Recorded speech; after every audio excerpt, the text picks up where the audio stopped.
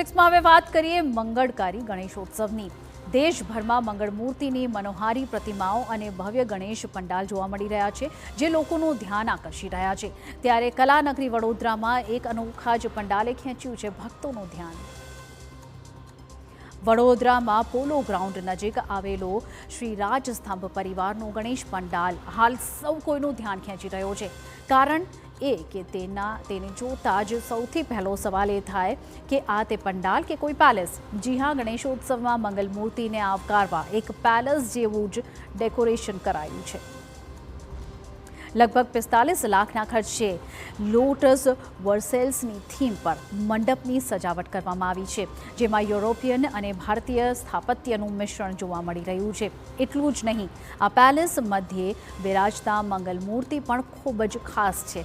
હકીકતમાં આ પ્રતિમા 100% ઇકો ફ્રેન્ડલી છે અને તેને પેપર વેસ્ટમાંથી તૈયાર કરવામાં આવી છે। ભક્તોએ અર્પણ કરેલ 1.25 કિલો ચાંદીથી પ્રતિમાના વરદ હસ્તને મઢવામાં આવ્યો છે।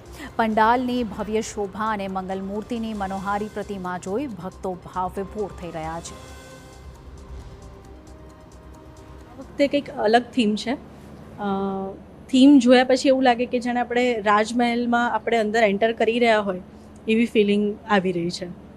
અચ્છા, આપ તો ઘણી બધી જગ્યા ફર્યા છે, કોઈ એવી જગ્યાએ આવું જોયું આપણે આટલું આકર્ષક? બધાનું ડેકોરેશન અલગ અલગ હોય છે, પણ આ ડેકોરેશન મેં જેવું કીધું એવું એકદમ રાજમહેલની ફિલિંગ આવતી હોય એવું લાગે છે।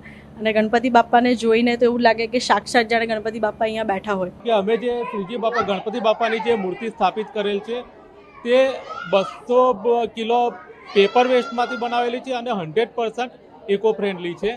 બીજું કે આ વર્ષે અમે શ્રી રાજસ્તંભ પરિવારના સૌ સભ્યોએ સાથે મળીને અમારી શ્રદ્ધા અને આસ્થાના પ્રતીક રૂપે 1.25 કિલો ચાંદી, જે ગણપતિ બાપાના જમણા હાથમાં સુવર્ણ મડિત જે આશીર્વાદ આપતો હાથ દેખાય છે, તે 1.25 કિલો ચાંદી અમે અમારા શ્રદ્ધા અને આસ્થાના પ્રતીક રૂપે અમે અર્પણ કરેલ છે।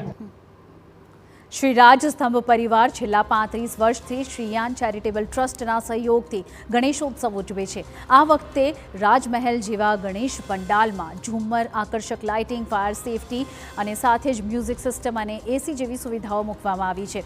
આ ભવ્ય પંડાલને તૈયાર કરવામાં 3 મહિનાનો સમય લાગ્યો છે અને રોજ મોટી સંખ્યામાં ભાવિકો મંગલમૂર્તિના દર્શને ઉમટી રહ્યા છે। રાજ્ય સહિત સમગ્ર દેશભરમાં ગણેશોત્સવના તહેવારની ધામધૂમથી ઉજવણી થઈ રહી છે।